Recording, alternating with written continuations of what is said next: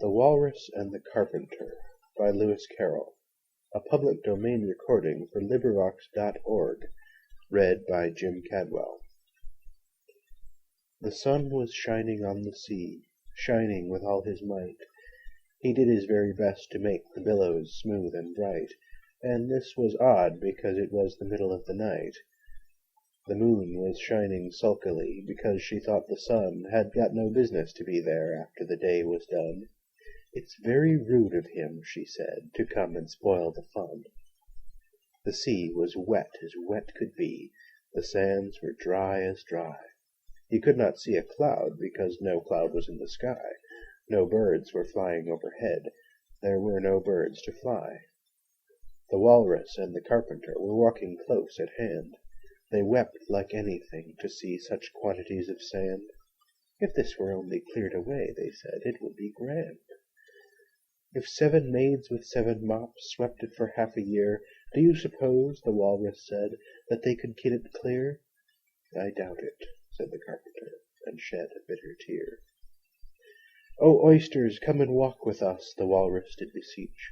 "A pleasant walk, a pleasant talk along the briny beach. We cannot do with more than 4 to give a hand to each." The eldest oyster looked at him, but never a word he said. The eldest oyster winked his eye and shook his heavy head, meaning to say he did not choose to leave the oyster bed.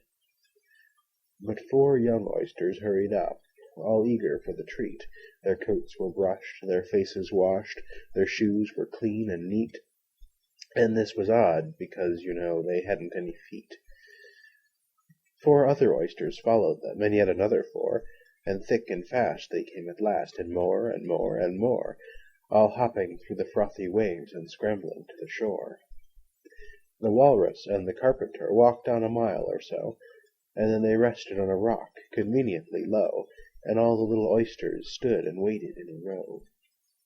"The time has come," the Walrus said, "to talk of many things, of shoes and ships and sealing wax, of cabbages and kings, and why the sea is boiling hot, and whether pigs have wings."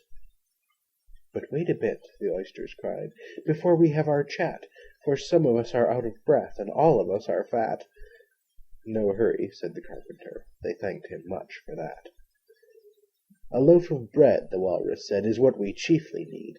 Pepper and vinegar, besides, are very good indeed. Now if you're ready, oysters dear, we can begin to feed." "But not on us," the oysters cried, turning a little blue. "After such kindness, that would be a dismal thing to do."